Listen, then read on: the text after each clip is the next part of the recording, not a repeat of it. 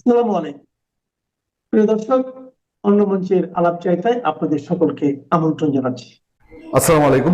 দায়িত্বশীল পত্রপত্রিকায় খবর আসে যে পুলিশকে গ্রিন সিগন্যাল দেওয়া হয়েছে আপনার পুলিশ হত্যার বিচার করার জন্য। 5 আগস্টের আগে পরে যে পরিমাণ পুলিশ হত্যা হয়েছে বাংলাদেশে, স্বাধীন বাংলাদেশের ইতিহাসে এটা ঘটেনি। এটা কেবলমাত্র 71 সালে রাজারবাগের 25শে মার্চের সেই গণহত্যার পরে, এরপর এইভাবে পুলিশ হত্যার ঘটনা বাংলাদেশে ঘটেনি। আওয়ামী লীগ বিএনপি দুই দলই খুব উচ্ছৃঙ্খল বিরোধী দলপনা করেছে, একসময় উচ্ছৃঙ্খল বিরোধী দলের রাজনীতি করেছে, হরতাল অবরোধের মধ্যে তারা বহু রকম হত্যার রাজনীতি করেছে বলে অভিযোগ আছে। এবং সেই সময় বিচ্ছিন্ন কিছু ঘটনা ঘটলেও এইভাবে গণহারে ঘটনা ঘটেনি। এবং পরে যেসব প্রশ্ন উঠেছে, প্রশ্ন তো আরো সিরিয়াস, যে টার্গেট করে করে পুলিশকে হত্যা করা হয়েছে, গর্ভধারিণী পুলিশকে হত্যা করা হয়েছে, নারী পুলিশকে, এবং প্রশিক্ষিত জঙ্গি গোষ্ঠী পুলিশকে হত্যা করেছে। এইসব প্রশ্নের মধ্যে যখন পুলিশ হত্যার গ্রিন সিগন্যালের কথা এসছে, চারদিকে মানুষের মধ্যে একটা আশার আলো, এবং সেই নিপীড়িত, নির্যাতিত, নিষ্পেষিত, বর্বর হত্যার শিকার পুলিশ পরিবারগুলো আশায়, এবং পুরো পুলিশ বাহিনী, নিঃসন্দেহে পুলিশ বাহিনীর সে কান্না যারা দেখেছেন, আপনারা অনেকেই ভিডিও দেখেছেন যে পুলিশ সদস্যরা কিভাবে ডুকরে কেঁদেছেন অসহায় স্বজন হারানো পুলিশ সদস্যদের পরিবারের সামনে গিয়ে। এবং এখন পর্যন্ত কোনো ঊর্ধ্বতন পুলিশ কর্মকর্তা সেই 5 আগস্টের আগে পরে নিহত কোনো পুলিশ পরিবারের সামনে দাঁড়ানোর হিম্মত রাখেন না, এটা নিঃসন্দেহে বলা যায়। সেই কথা যখন জানা গেল, তখনই আস্তে আস্তে খেপে উঠলো এনসিপি এবং জামাতের লোকজন। তারা সরাসরি এই ব্যাপারে রিয়াকশন জানালো, এবং রিয়াকশন জানিয়ে তারা বললো যে কিসের পুলিশ হত্যা, এটা তো সমাধান হয়ে গেছে। এই পুলিশ হত্যার মানে পৃথিবীতে কোনো রাজনৈতিক দল, সারা পৃথিবীতে কোনো রাজনৈতিক দল একটা হত্যাকাণ্ডের বিচারের বাধা হয়ে দাঁড়াতে পারে এবং হত্যাকাণ্ডের বিচার চায় না, এইটা সারা পৃথিবীতে কোথাও নজির নেই। শুধু এই স্যাম্পলেই সারা ওয়ার্ল্ডে যথেষ্ট জামাত এবং এনসিপির তাদের চেহারা তুলে ধরতে। আপনারা মনে করবেন না যে এই দেশে কিছু কিছু তাদের সমর্থক আছে, তারা মেনে নিচ্ছে, তারা টাকডুম টাকডুম লাফাচ্ছে। সারা পৃথিবী জানছে যে ওই দেশেরই হত্যাকাণ্ড ঘটেছে, ওই দেশেরই এই রাজনৈতিক দল এসব হত্যাকাণ্ডের বিচার চায় না, তারা দাঁত কেলিয়ে হাসছে। এই অবস্থার পরে স্বরাষ্ট্রমন্ত্রী পুরোই একদম পল্টি দেওয়ার অবস্থা, তিনি এমন কথাও বলে বসলেন যে জুলাই যোদ্ধাদের যদি অপরাধের বিচার করতে হয়, তাহলে কি মুক্তিযোদ্ধাদেরকেও রাজাকার মারার জন্য বিচারের কাঠগড়ায় দাঁড় করানো লাগবে কিনা। এরপরে আর বলার কিছুই থাকে না, সবাই চুপ করে যান। এবং সর্বশেষ গত 2 দিন আগে জাতীয় সংসদ ভবনে বিশাল ঢাকঢোল পিটিয়ে তারা মিটিং করে জানালেন যে জুলাই সেই ইউনূস গভর্নমেন্টের যেই আপনার একে একে যেই অধ্যাদেশগুলো হয়েছিল, সেই 132টা 33টা অধ্যাদেশের মধ্যে জুলাই যোদ্ধাদের ইন্ডিমনিটি, মানে তাদের দায় মুক্তি, এইটার ব্যাপারে সবাই একমত হয়েছে, সুতরাং তারা দায় মুক্তি পেয়ে যাবে। বাট কিন্তু কি শেষ হয়ে যায়?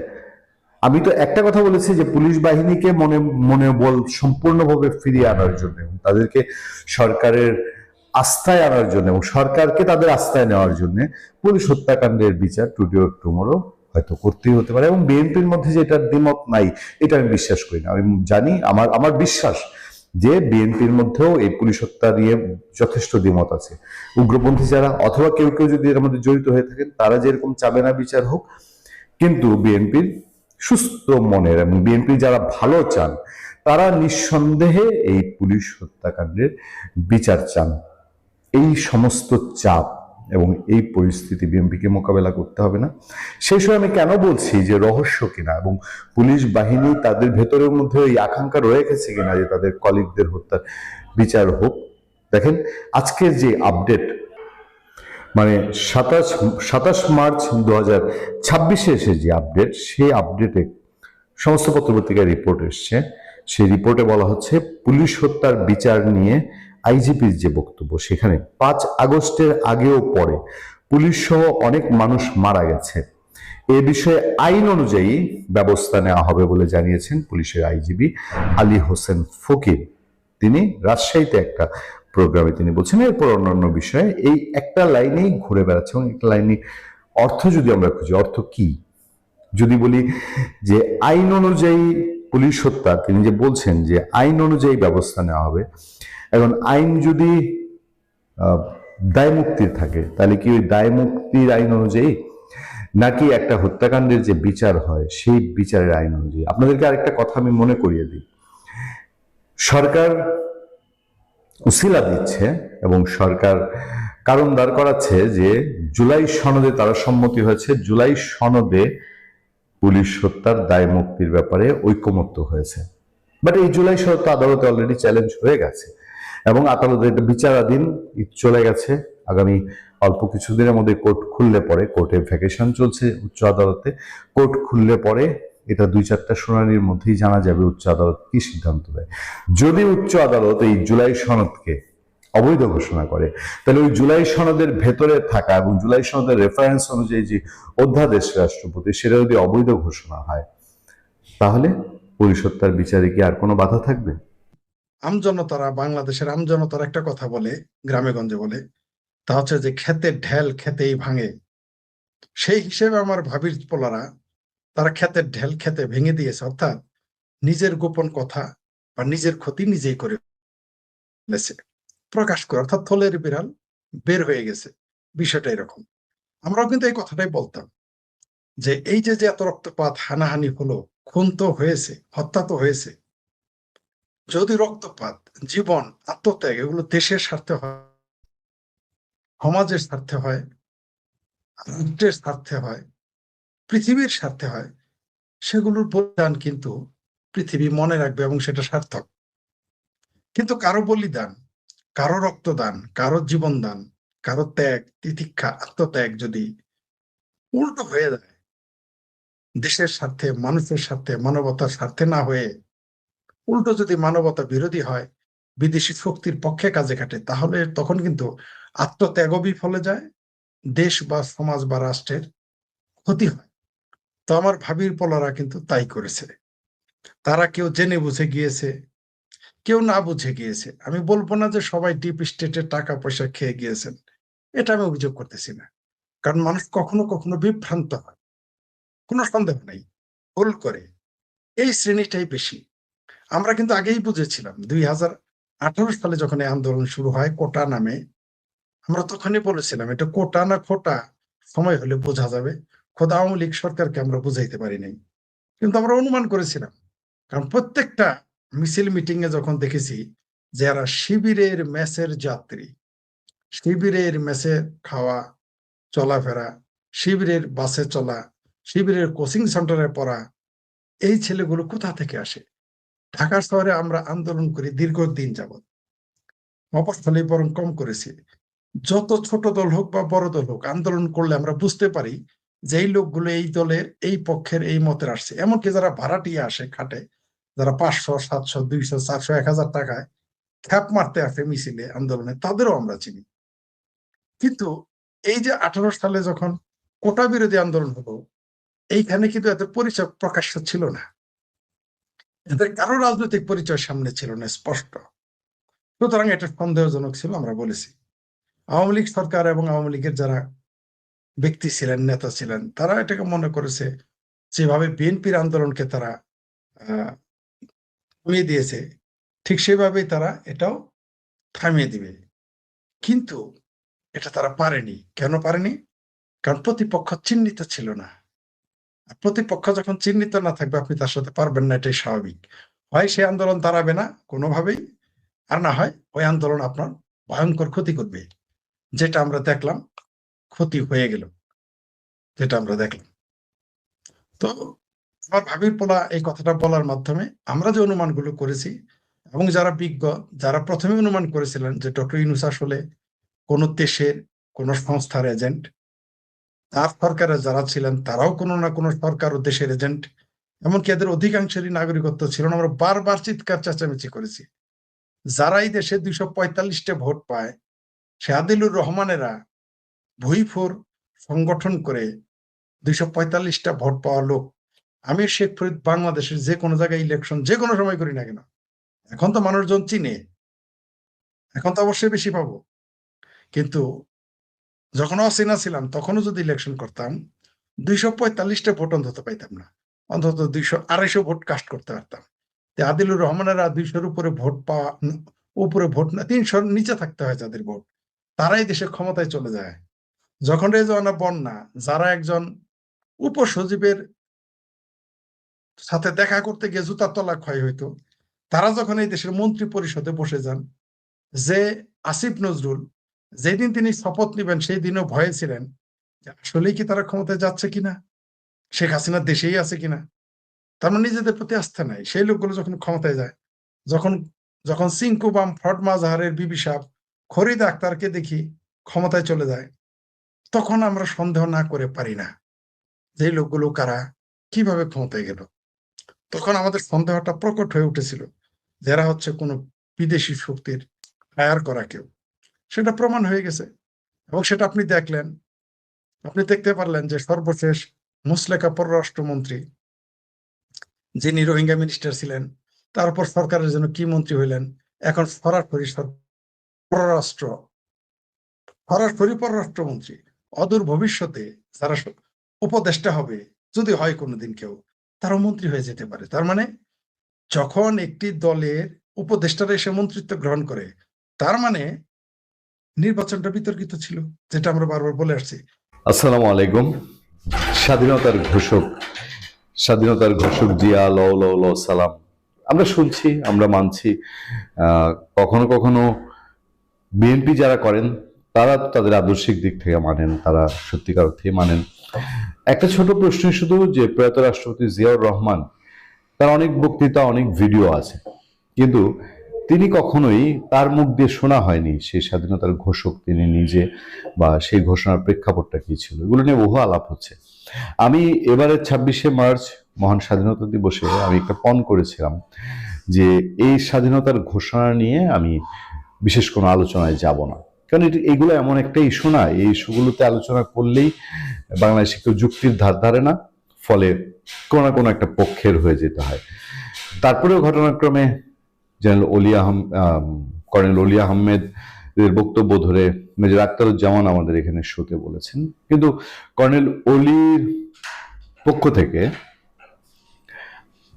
তার যারা শুভানুধ্যায়ী আছেন তারা আমাদেরকে অসংখ্য ডকুমেন্ট পাঠিয়েছেন। কর্নেল অলির আশেপাশের মানুষ, শুভানুধ্যায়ীরা, ঘনিষ্ঠজনরা, তারা আমাদেরকে যে তথ্য দিয়েছেন তাতে করে কর্নেল অলির বক্তব্য এস্টাবলিশড হওয়ার মতন বক্তব্য, মানে সেই ডকুমেন্টগুলো আমরা যদি সামনে তুলে ধরি, এবং কর্নেল অলি যা বলেছেন আপনারা জানেন, যে তিনি বলেছেন যে তিনি না থাকলে জিয়াউর রহমান মারা যেতেন। তিনি প্রয়াত রাষ্ট্রপতি জিয়াউর রহমান কালুরঘাটের দিকে যাচ্ছিলেন, সেখান থেকে তাকে ফিরিয়ে আনার কারণে, এবং সেরকমই মোটামুটি এখন আলোচনায় যে কর্নেল অলি থাকার কারণে জিয়াউর রহমান তখন বিদ্রোহ করেছেন, এরকমই বলা হচ্ছে। আমরা এই ডকুমেন্টগুলো নিয়ে আপনাদেরকে আলাদা আর একটা শোতে আমি আলোচনা করব। আজকের আলোচনার বিষয় তা না। প্রয়াত রাষ্ট্রপতি জিয়াউর রহমান, তাকে শ্রদ্ধা সম্মান জানাতে কারো কার্পণ্য থাকার কথা না। যেটা আওয়ামী লীগ আমলে হয়, যথাযথভাবে জিয়াউর রহমানের সম্মান, তার যে প্রাপ্য সম্মান, এটা দেওয়া হয় না। যদি ধরেন এমনও হয়ে থাকে তিনি বঙ্গবন্ধু শেখ মুজিবুর রহমানের পক্ষেই বললেন, যেটা আমরা জানি যে উনি বলেছেন যে I declare the independent of Bangladesh on behalf of our great national leader Bangabandhu Sheikh Mujibur Rahman, সেটাও যদি হয়ে থাকে, সেটার মধ্যে তো একটা বিশাল স্পেশালিটি আছে। তখন তো আরো অনেক মেজর ছিল, সেই মেজর বাদ দিয়ে জিয়াউর রহমান যে সেদিন সেই সাহসী ভূমিকাটা নিয়েছেন, এবং স্বাধীনতা যুদ্ধের একেবারে প্রারম্ভিক সময় তিনি যে বিদ্রোহ করেছেন, সেই বিদ্রোহ তো একটা বিশাল সাহসিকতার জায়গা। আওয়ামী লীগ সেটা রেসপেক্ট করে না, একইভাবে বিএনপি বঙ্গবন্ধু শেখ মুজিবুর রহমানকে রেসপেক্ট করে না। আমি গতকালকে বেশ কয়েকটা আলোচনায় বলেছি যে এই যে স্বাধীনতা দিবসের আয়োজন, সে আয়োজনে সবই আছে, বঙ্গবন্ধু শেখ মুজিবুর রহমান নাই। এই স্বীকৃতি এবং অস্বীকৃতি দেয়া, এবং আইন কানুন সংবিধান এমনভাবে চেঞ্জ হয়েছে, একটা বিব্রতকর সিচুয়েশন হয়েছে। আমি একজনের একটা মূল ঘটনাটা যাওয়ার আগে একজনের একটা বক্তব্য তুলে ধরি। আসিফ মাহমুদ সজীব ভুঁইয়া, এনসিপির নেতা, এনসিপির মুখপাত্র, সে বলছে জিয়াউর রহমান স্বাধীনতার ঘোষক কথাটি সংবিধানের সুস্পষ্ট লঙ্ঘন। জিয়াউর রহমান স্বাধীনতার ঘোষক কথাটি সংবিধানের সুস্পষ্ট লঙ্ঘন, এটা আপনারা মনে রাখবেন। তারপরে আমি এই বিষয়ে বলছি।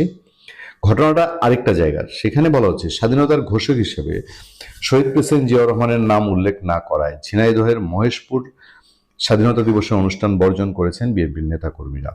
এই ঘটনার প্রতিবাদে ঝাড়ু মিছিলের ঘোষণা দেয় বিএনপি, যদিও পরে কর্মসূচি সমাবেশের মধ্যে দিয়ে শেষ করা হয়।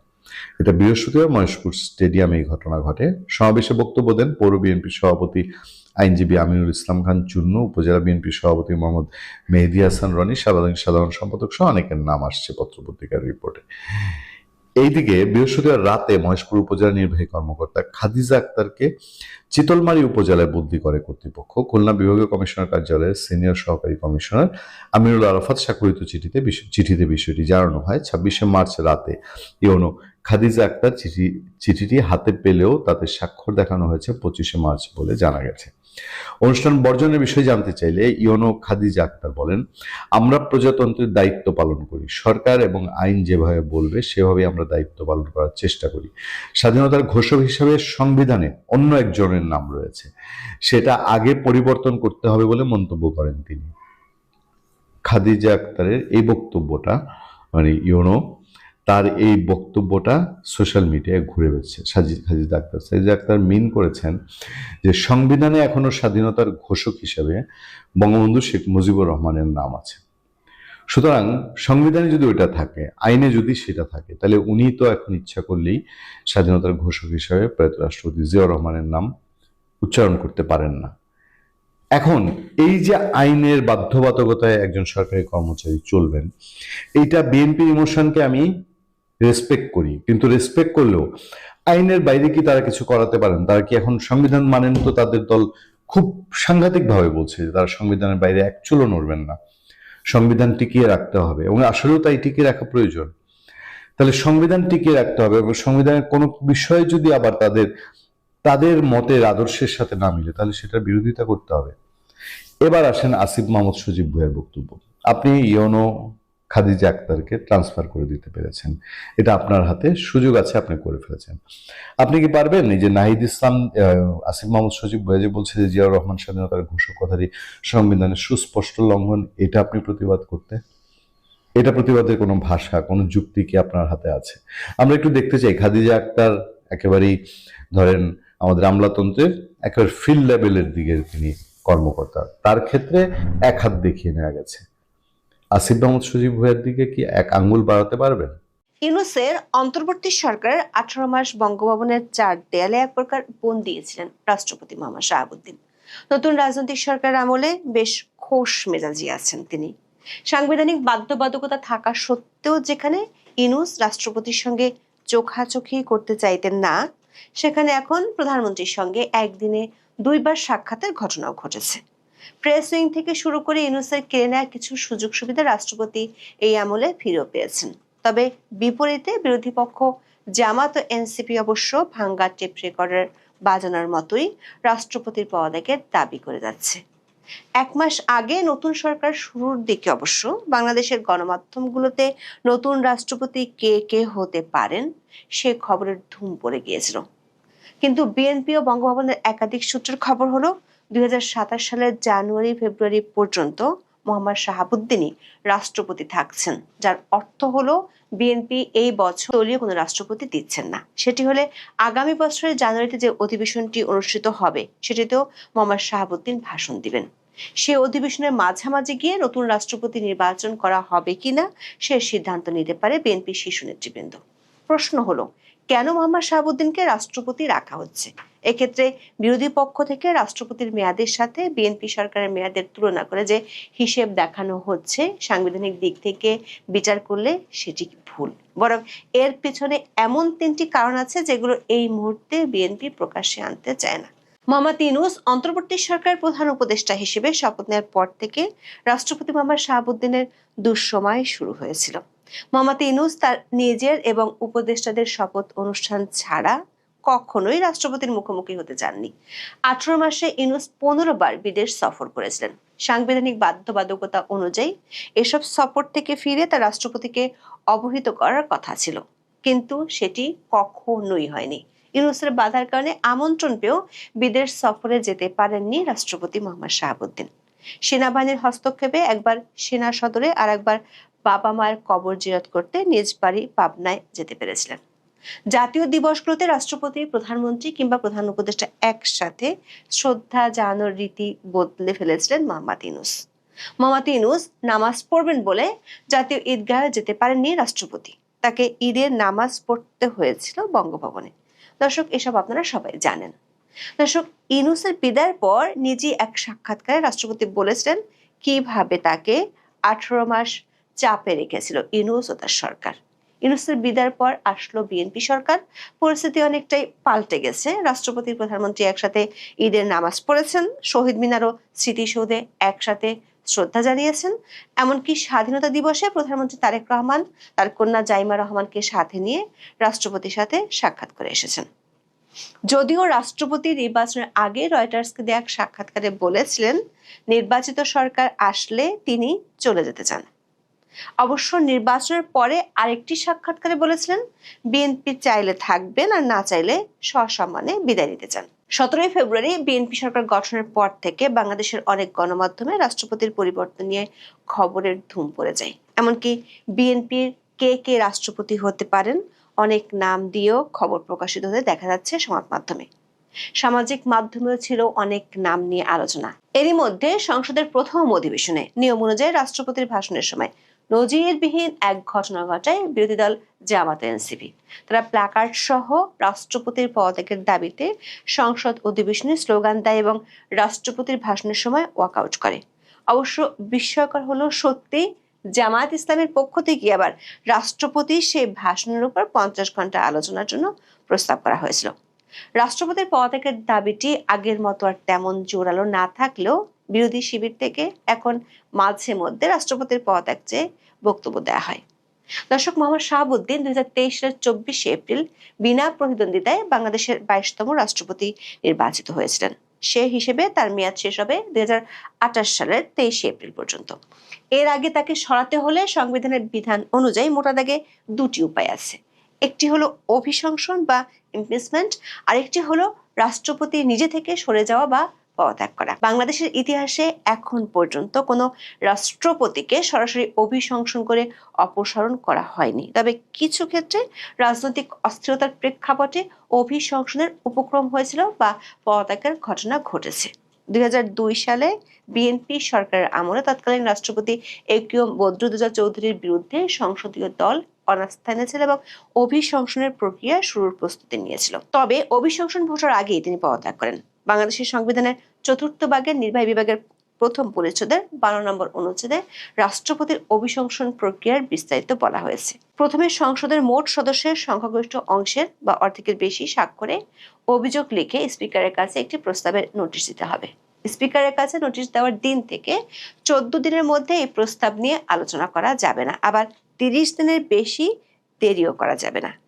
সংসদ অধিবেশন না থাকলে স্পিকার দ্রুত অধিবেশন ডাকবেন। অভিযোগের গুরুত্ব বিবেচনা করে সংসদ কোনো আদালত বা ট্রাইব্যুনালকে অভিযোগ তদন্তের দায়িত্ব দিতে পারে।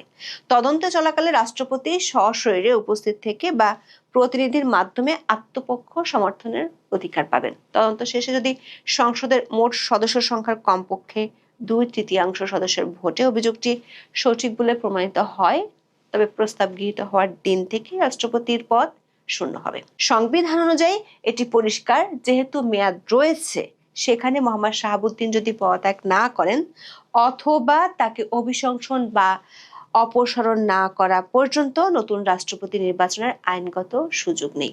কিন্তু বিএনপির সংসদে 2/3 মেজরিটি বা নিরঙ্কুশ সংখ্যাগরিষ্ঠতা আছে, তাই তারা চাইলেই রাষ্ট্রপতি পরিবর্তন করতে পারে।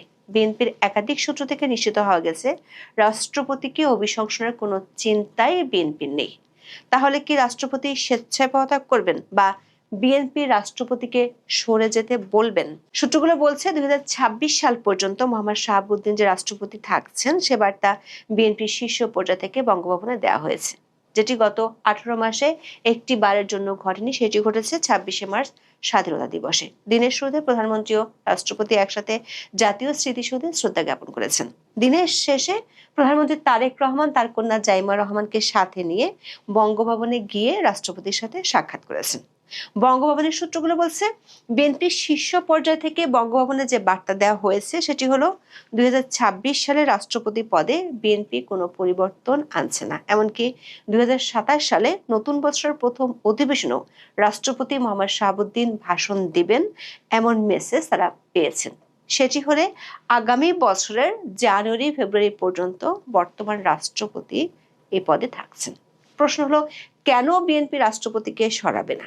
বিরোধী দলগুলো জামাত ও এনসিপির কোনো নেতা দাবি করছেন বিএনপি সরকারের মেয়াদের সাথে রাষ্ট্রপতির মেয়াদ সমান্তরাল হওয়ার কারণে বিএনপি নতুন রাষ্ট্রপতি নির্বাচনের সময় ক্ষেপণ করতে চায়। তাদের যুক্তি হলো, এখনই রাষ্ট্রপতি মোহাম্মদ শাহাবুদ্দিনকে পদচ্যুত করে নিজেদের কোনো লোককে রাষ্ট্রপতি বানালে সংসদের মেয়াদ এবং রাষ্ট্রপতির মেয়াদ সমান হবে। তাই আগামী সংসদ নির্বাচনের সময় রাষ্ট্রপতি পদে নিজেদের লোক থাকবে না। জুলাই সনদ বাস্তবায়ন হলে রাষ্ট্রপতির পদে বিএনপি নতুন কাউকে নির্বাচিত করলে প্রধানমন্ত্রী তারেক রহমানের সাথে ভবিষ্যতে ক্ষমতা ভাগাভাগি করতে হবে।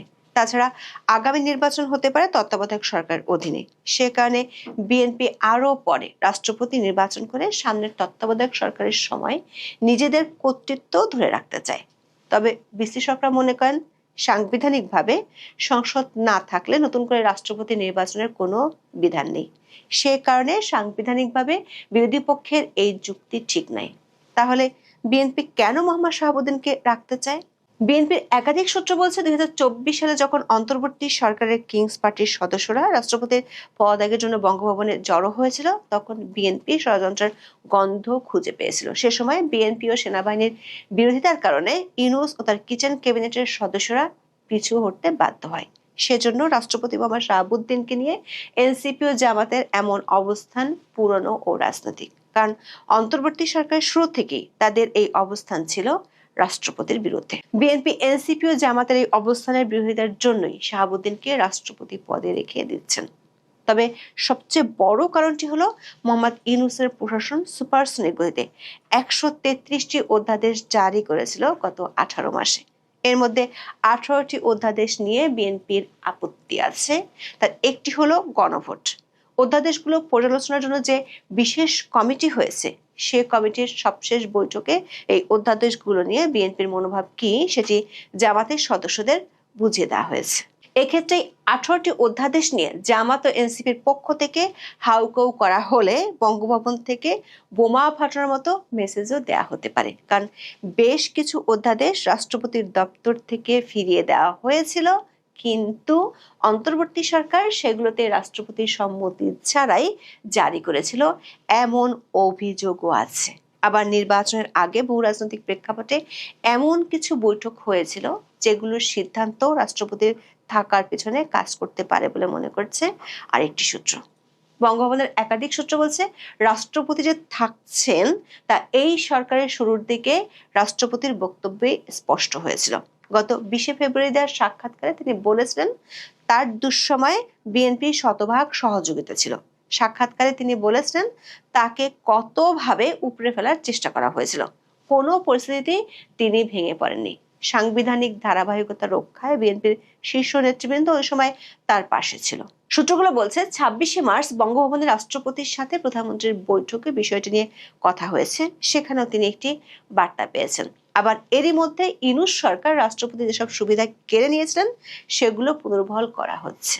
প্রধানমন্ত্রী হিসেবে তারেক রহমানের শপথ অনুষ্ঠানে এবং পরে আরো 2-1টি অনুষ্ঠানে নতুন প্রধানমন্ত্রীর সাথে রাষ্ট্রপতি শাহাবুদ্দিনকে একসাথে বেশ খোশমেজাজি দেখে অনেকেই বলেছেন দেশের নতুন রাজনৈতিক বাস্তবতায় বর্তমান রাষ্ট্রপতির উপরে আপাতত আস্থা রাখছে বিএনপি, এটা নিশ্চিত। প্রশ্ন হলো এই নিশ্চয়তা শেষ পর্যন্ত কতদিন টিকবে? এখন এই পর্যন্ত, সবাই ভালো থাকুন।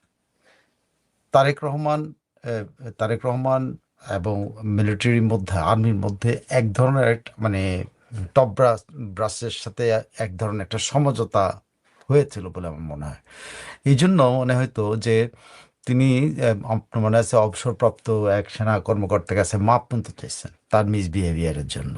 হ্যাঁ, তো আমার কাছে মনে হচ্ছে যে একটা সময়, কিন্তু এখন যে ঘটনাগুলি ঘটতেছে, সেই ঘটনাগুলিতে এটা স্পষ্ট যে তারেক রহমান আসলে তার অতীতের যে উনি ক্ষমা চেয়েছেন যে আমি আমার ব্যবহারের জন্য, উনি উনি মোটেও ক্ষমা প্রার্থী না।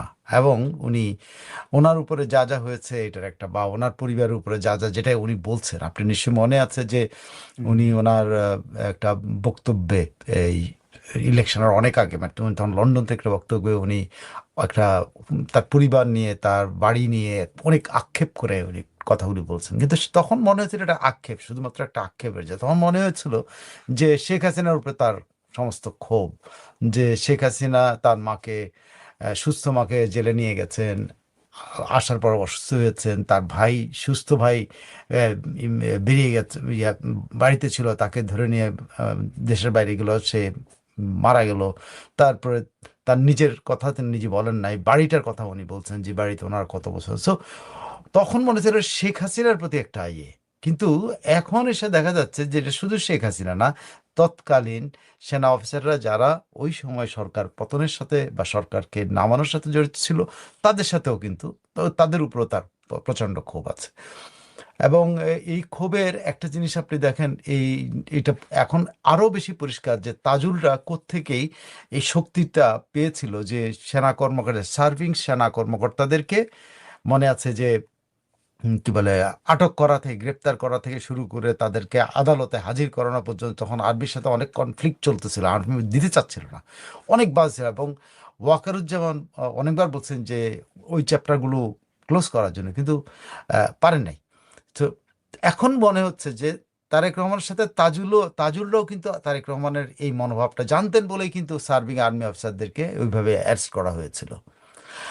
আরেকটা গুরুত্বপূর্ণ দেখেন যে অনেক কিছু প্রকাশ হয় না আমাদের দেশে, আমরা অনেক কিছু সাংবাদিকতা, সেটা আরেকটা তো আছে যে মামুন খালেদ, যিনি, যে লেফটেন্যান্ট জেনারেল মামুন খালেদ, যাকে ধরা হলো, এই যে ডিজিএফআই এর সাবেক মহাপরিচালক, তার কথা যদি আপনি কোর্টের ভিতরে যে বক্তব্যগুলো আছে, সেগুলো প্রত্যেকটা, বেশ কয়েকটা পড়তে হুবহু একই রিপোর্টিং হয়েছে। তার মানে রিপোর্টিং এই জিনিসগুলো বাইরে আসার জন্য একটা গ্রুপ আছে, মানে আর্মিতে যে মানে মানে তারেক রহমান মানে এককভাবে নিয়ন্ত্রণ করছেন বিষয়টা এরকম নাই।